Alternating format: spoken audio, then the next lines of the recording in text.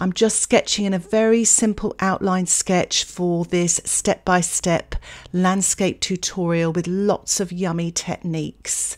It's a really simple outline here, so if you don't feel you're very confident in drawing, you can just sort of draw these two curved lines that start out wide at the bottom and then meet together just below halfway on the watercolor paper, and that's 1 point perspective, and it will create the illusion of depth in your painting. It looks further away, and I'm just sort of sketching in the foliage and the trees, the distant mountains, just to give me sort of a structure which I can work to. I'm not going to put in too much detail, but just enough to get me started. And I'm using a wax crayon here to rub onto the water area, and that will resist the watercolor paint. So this area will reserve the white and light of the paper and create sort of sparkly effect as well. So I'm starting off with some phthalo blue here, quite watery, and I'm mixing that same colour again, a little bit darker, and I'm adding a pinch of raw sienna in there, and that makes a nice green, sort of blue-green colour. And what I'm doing now is I'm mixing up more of that phthalo blue. It's slightly thicker, slightly creamier, and I'm adding a pinch of burnt sienna in there to make a dark blue-green. So I'm using a large 1-inch flat soft-haired brush, and I am wetting just with clean water the sky, the distant mountains, and the sort of foliage and trees. So everything but the actual water. So spend some time doing that to really let the water soak through. It gives you longer to paint as well. So I've mixed up some phthalo blue with a tiny touch of yellow. Using my size 10 brush, I am painting this dilute wash wet into wet for the distant mountains there. And if you notice, I am tilting my painting as well, letting the paint run down, painting the mountain to the right here as well, wet into wet. I've mixed up a puddle of phthalo blue. Using my size 10 brush, I'm painting the top of the sky wet into wet with the blue. As you notice, I diluted the wash and I'm tilting so it gets paler as it goes towards the horizon, and that creates depth in your painting because the horizon is a long way away, so the tonal value is paler. So again, with the phthalo blue with a tiny touch of yellow, I'm just painting this slightly thicker paint now, damp into wet with my size 10 brush, so the tonal value is stronger, so it comes nearer, so those paler colours recede. So I'm just dabbing in a few little marks in the mountain on the right here, and using some thin marks here to create the look of trees there on the right hand side. I wasn't sure about the marks on the mountains there, so I'm using a clean damp brush to soften them away. I'm mixing up some Vermillion green here with some Quinacridone gold. You could still carry on using the phthalo blue with the Quinacridone gold, but it makes a brighter green. Painting this damp into damp now on the right hand side, and what happens is the paint doesn't run as much when it's slightly creamier and the paper isn't as wet. I've dropped in some cadmium yellow there, wet into wet actually, with some of that Quinacridone gold, so lovely warm bright sort of colours here. Mixing up a little bit more of that phthalo blue with a touch of the Quinacridone gold, and painting a touch of wet in wet here in the foreground, just like a darker green here, still using my size 10 brush. Dropped in a little bit of Quinacridone gold there as well, touch more wet into wet, just to create a variety of sort of subtle greens there, and tapping the paint as well to create some soft textures.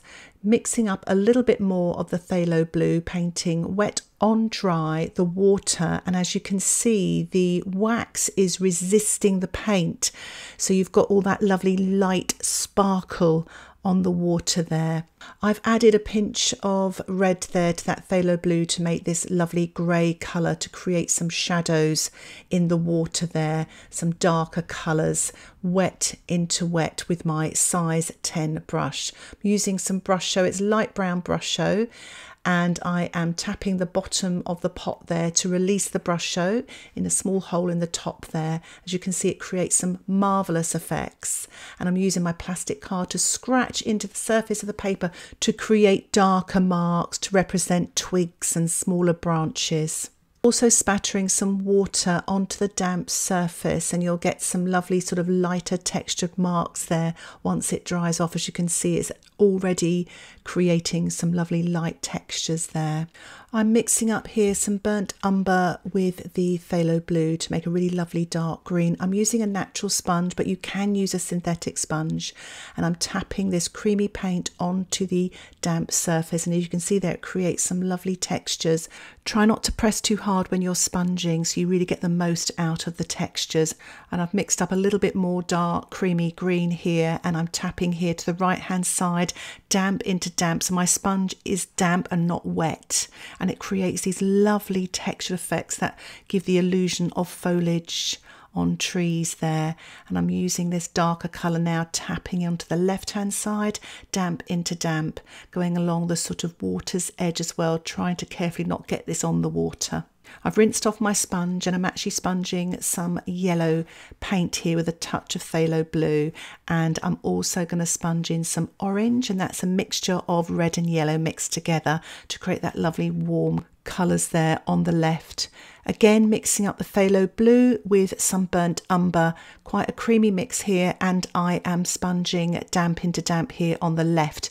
Didn't really work that well, so I've decided to go in with my brush, my size 10 brush, painting damp into damp, this lovely dark green that really brings that foliage to the left forward to create depth. I'm also using that dark colour to sort of outline the edge of the water, and also to lead your eye into the painting. And I'm just stippling now with my brush as well, and I'm using a little bit more of that light brown Brusho, and I'm sprinkling some sea salt onto the damp surface as well, and what that'll do, it will absorb the watercolour to create some light yummy textures. I'm tilting my watercolour paper here, and I'm spritzing with a spritzer bottle just water to soften this sort of hard edge here, and I'm also tilting to the right to let some of that dark paint run onto the water, and it's just to loosen things up and sort of create a little bit more atmosphere. So I'm mixing up some ultramarine blue here with my size 10 brush, a little pinch of burnt sienna. You can see it makes a really dark grey colour. You can use Paynes grey or black as a substitute, and I'm painting this damp into damp. You can wait for your painting to dry if you want to, but do dry it naturally because that gives the salt a chance to work. So I'm just varying the size of these stones that you can see in this stream here. So the ones nearest to the front of the painting are bigger, and as they go off into the distance they get smaller, and that will immediately create depth in your painting. So these ones here right at the top of the stream there are much smaller. You really need to exaggerate the size and also make them slightly paler as well. If your paint is running too much, take the excess off on a paper towel. That really will give you extra control. So as you can see, I'm just using the tip of my brush and actually painting some reflections underneath these rocks as well, and painting a few more in the foreground, little squiggle just underneath.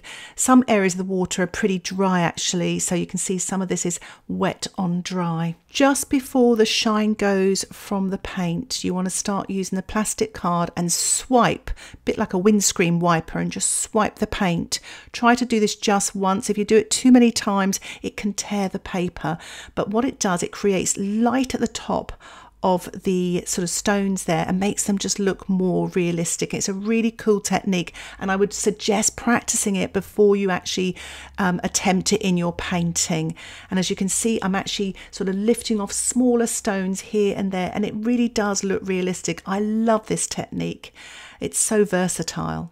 So I'm spattering now some yellow paint onto the damp surface there, and I'm also spattering some orange as well, just to give a little bit of colour and texture. I do suggest you mask out your sky, which I've done with a paper towel. I'm actually spattering some dark green here, and that was the phthalo blue with the burnt umber mix. I've mixed up some of that ultramarine and burnt sienna there, a little bit watered down. Using my size 10 brush, I'm painting this mountain here to the right, wet on dry, so it's slightly darker at the top. I've diluted my brush, taken the excess water off, and I'm softening and blending underneath so it gets paler as it goes towards those trees, sort of creating a misty look, and it hopefully making it look a little bit further away as well. I just felt when I painted it earlier it kind of disappeared, so I'm just going back and working on that. Just having a little bit more of a spatter of orange there.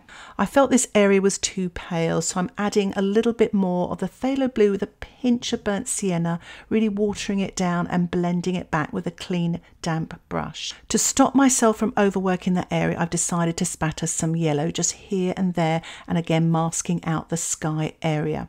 I'm going to allow my painting to dry naturally to allow the salt to work, and it has created some lovely textures there, especially on the left. Still not happy about this mountain, so I'm using my little eradicator brush and some clean water and sort of scrubbing the hard edge there to soften it and to push it back. It was too pale before and now it's too dark and it's coming forward. Lifting off with my paper towel, just working into that wash there just to remove some of the paint, because watercolour isn't permanent. And what this is doing, it's creating sort of a misty effect here, like low cloud, and I quite like the effect. So sometimes it's kind of like a happy accident. I wouldn't have achieved this without actually obviously going back in and trying to sort it out, but I knew something wasn't quite right.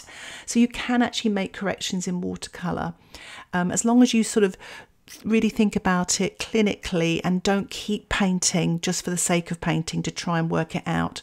And it's always good just to walk away and come back, let it dry, and then work things out. And sometimes what you thought was an issue isn't an issue anymore as well. So I'm quite pleased now with that mountain.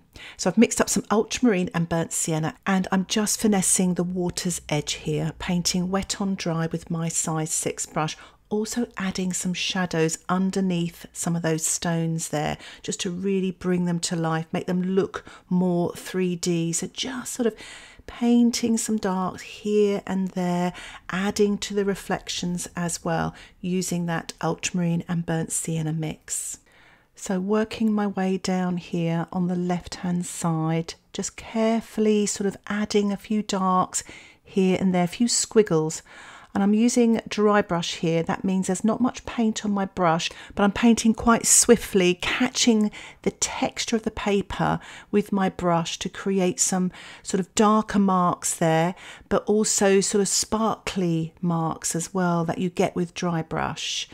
And it creates almost that texture in the water you've got with this stream with the rushing water. So just working on the left hand side here and a little bit more at the top as well. I felt the foreground here needed to be darker, so I'm mixing up some phthalo blue with some burnt sienna and a touch of violet, and I'm painting damp into damp here with my size 8 brush. And I've added a little bit of water at the top, as you can see. They're just diluting and blending into the foliage area so you don't get a hard edge. And I'm pulling out some of that paint as well into the sort of lighter area of the water, and then just lifting off there to the left just to create some light going into the riverbank to make it look more natural. I'm mixing up some cadmium yellow here with a little bit of orange. You could just use the orange on its own actually, adding a touch of white to that here to make the colour more opaque so it stands out, creates more light. And I'm spattering this onto the lighter foliage areas here and there